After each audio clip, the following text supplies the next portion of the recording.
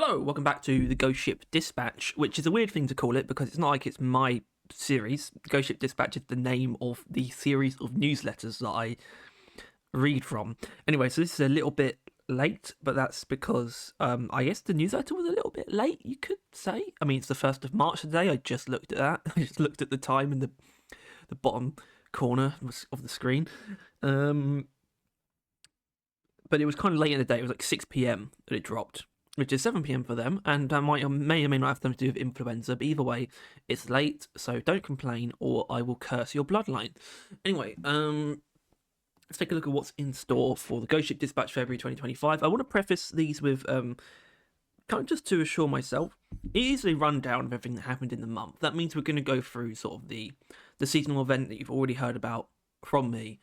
I'll try and keep those parts brief and sort of expound more on the more interesting parts, but either way, this is still going to be a relatively read verbatim kind of thing, but with my usual sort of inflections and insights where appropriate. I don't think there's any like fan videos. There is, of course, the Skullcrusher trailer is in here, but I'm not going to play that. I'm sure you've already seen that. So anyway, let's get into it. Dispatch number 6, a dwarf in the mines. It's worth 2 on the rig. Hello, miners. It's newsletter time. Baby, it's a wonder we got this one out. I think I read that bit wrong. A seasonal influenza has been having an absolute field day with the GSG workforce. I was sick as a dog for a week, along with half the office. I think having a fever inflicted some sort of brain debuff. I mean, that's kind of what most illnesses do. And so if I spell anything wrong, please don't tell me. I'll tell you, not directly, but I'll tell you in this video. Over here in Copenhagen, the days are getting brighter, and we get the occasional whiff of warm weather that tells us we're slowly breaking the siege of winter. But enough about the weather, here's what we've been up to. So yeah, now gets on to the other forecast. So yeah, the 7 years in orbit celebration is live now. Deep Rock Galactic turns 7 this week. If it were a human child, it would be learning to ride a bike, and we might sign up for swim lessons. But instead, it's a computer game. So we're doing an in-game celebratory event. Log into DRG until March 13th to take part in the celebrations. There's an exclusive hat up, double XP, and a new tier to the weapon mastery reward system, all ripe for the taking. Now, I do want to talk about the weapon maintenance system, paint job. In fact, I think the best way to sort of illustrate what I'm talking about here is to actually find it in it's in the post. It's in this post. There it is. WM 5.4 Arkham. I don't know if the intention here is. I don't know what the intention here is. This paint job kind of came out of nowhere, but it seems that they are treating it as part of the anniversary event. So even though it did actually drop a little bit before that with a separate patch. But I don't know if this is a new thing that they're trying to do. I'm really not sure. I would love it to be, if the intention is to certainly add one every anniversary. I think is a fine and probably fair expectation. But I don't know if it is really intended to go beyond that. Of course, once again, we're still not going to be getting any major updates to DRG until sometime next year with Season 6. So is this going to be like an every event thing? I doubt it. That's a lot to do. That's kind of an absurd amount of paint jobs. And of course, they still increase in XP cost every time. This costs 80,000 XP. I'm just looking at the notes here. It says earn double XP by collecting the trophy. It's supposed to be double performance points, but I don't know if is it double XP as well? I don't think it's definitely not normally that. Okay, either way. And it also says double XP here. I guess I could test that. I think it's saying double XP. It normally says double performance points because they are separate things. And I guess double XP would help you earn a maintenance paint. And if that's the case as well, it would hold on, I'm about to sneeze. If that's the case that they do now provide double XP, which would be a good idea, because then I think you could justify adding a maintenance paint job, because it means that while the event's happening, you get double XP as long as you find the associated item. So you could easily add a maintenance paint job every event. The only problem is if they're going to keep upping the XP cost, it's going to get ridiculous. It's going to get to 100,000 within 4 more events, which is kind of dumb, but also I wouldn't have a problem with it. It's just a really insane thing to sink your time and XP into, but we'll see. I guess that's something that would be sort of reaffirmed or debunked by the next event, or you kind of need to keep an eye on every event, whether or not they do one, and then certainly on there, if we're looking really far ahead for something so trivial, the next anniversary would be the most telling, obviously, whether or not they had one there. Anyway, let's move on. We also celebrated the anniversary with a special dev stream where we got about half of Ghost Ship packed into one modded lobby. I think we set a record for frequency of Rock and Stones. Big thanks to all of you being part of DRG this past 7 years. It's something really special. I'm glad we can share it together. So am I, although the dev stream was a little bit cacophonous, and there's usually the expectation for the anniversary ones to have some kind of reveal. They did say there wouldn't be any big reveals, but I sort of meant like just showcase of something, not necessarily like a big announcement or anything. It's usually the case, but I think it's fair to say that it's a bit more reserved now for things like on the horizon streams. So there wasn't one in this case, and it doesn't look like it's going to be one in March either, but that's fine. I think the last time we had one at this time of the year was in April anyway, so we'll have to see about that. However, I will still link the dev stream and the event preview in the description of the video. Anyway, around the office, the Before Lunch Pull-Up Club continues daily operations. Sound designer Joachim is still leading the pack, now able to slam out 14 pull-ups on a good day. Good stuff. I don't know how many I could do. They'll have to invite me to find out. We've been gathering some props to shoot some Guntouchables promo videos. Yeah, I saw one of those. I didn't watch it. I'll link those as well, though. And realising there's a thin line between that and actually doomsday prepping. The office stockpile now includes a gas mask and spare vacuum-sealed filters, magazines for most every NATO standard battle rifle, and a carrying case for 2 rounds of 84mm recoilless rifle ammunition. What, live ammo? Really? Our pop-up booth at Copenhagen Gaming Week was a big hit. Bribing people with potato chips to play your games really works. I also probably caught the flu from some kid there. You win some, you lose some. Yeah, I mean, it's going to be some kid. They're fucking vectors, aren't they, for disease?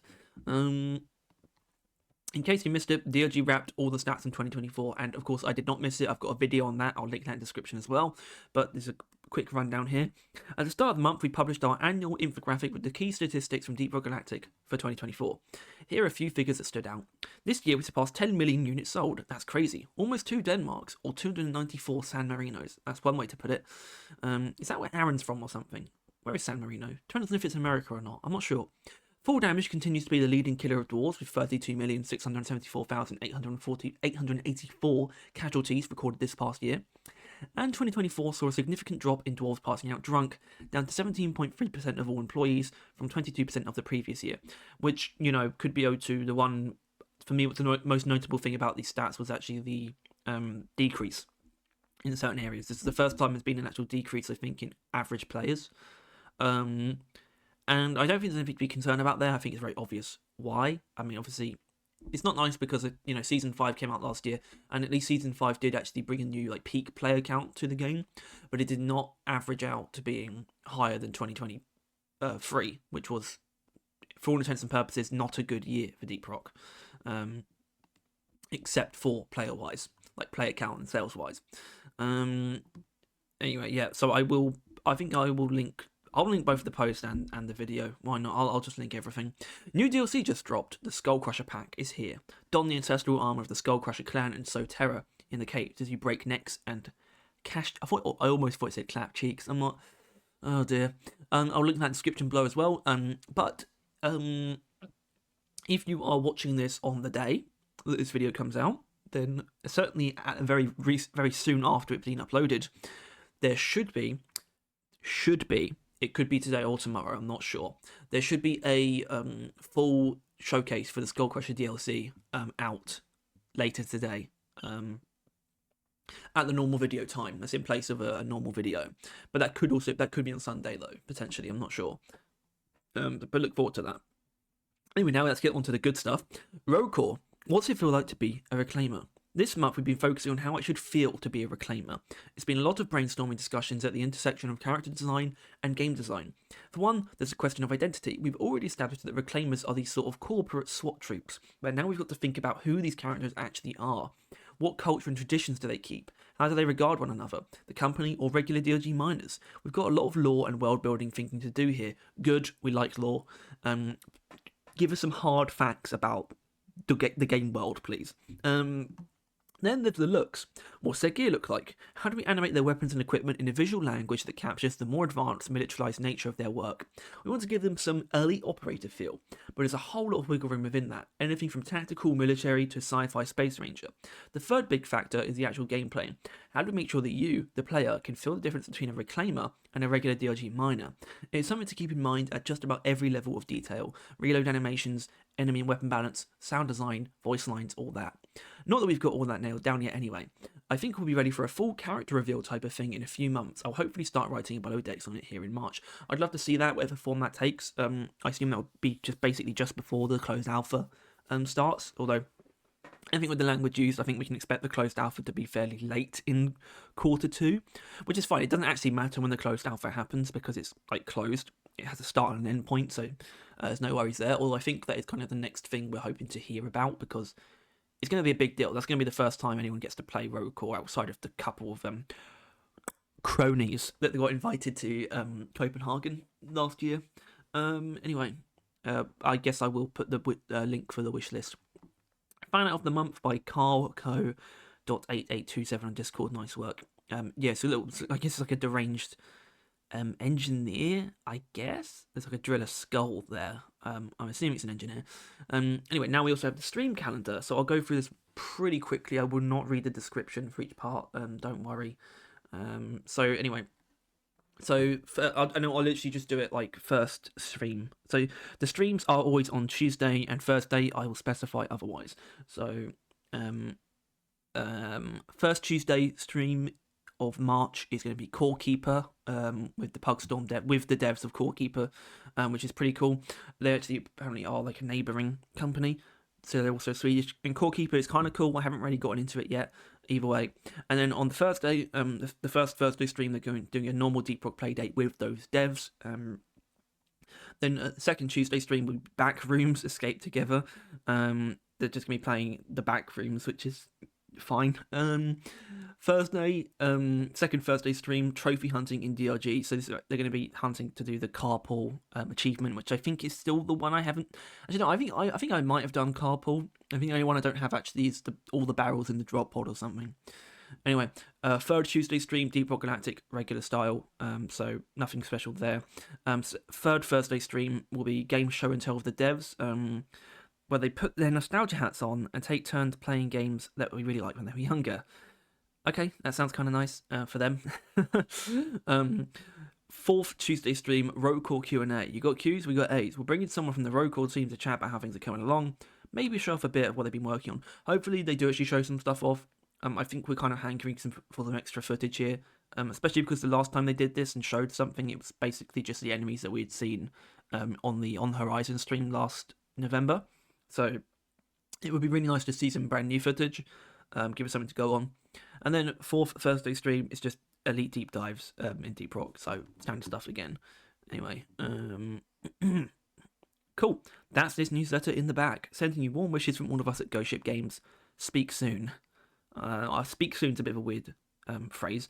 Either way, yep, that is the newsletter for February. All good stuff. Nice to hear about what they're focusing on with Rogue Core, and I do hope we get some new footage soon, but I can tell that there are good vibes at the company about that game, so I think there's reason to be confident that things are coming along smoothly. And like last time, I assume that when we do see something again properly, and some actual reveals of what's in the game, it's going to be fairly substantial, and, well, substantial, not so much, but definitely striking. I think everything that we saw last time was really promising. So I don't think there's any reason to not be excited about what they might show off next. Anyway, that's all for this week. Of course, there's going to be a bunch of links in the description if you to check out everything that we talked about today. So please feel free to check those out. And as always, if you found this, if you enjoyed this or found it useful, then please make sure to like and subscribe. And if you want to see more videos like this and you want to stay on top of everything to do Deep Rock and Rogue Core, then also click the bell. And if you're here on the day that this was uploaded, then look forward to the Skullcrusher DLC showcase later. This weekend, either on the day or the next day. Alright, see you later.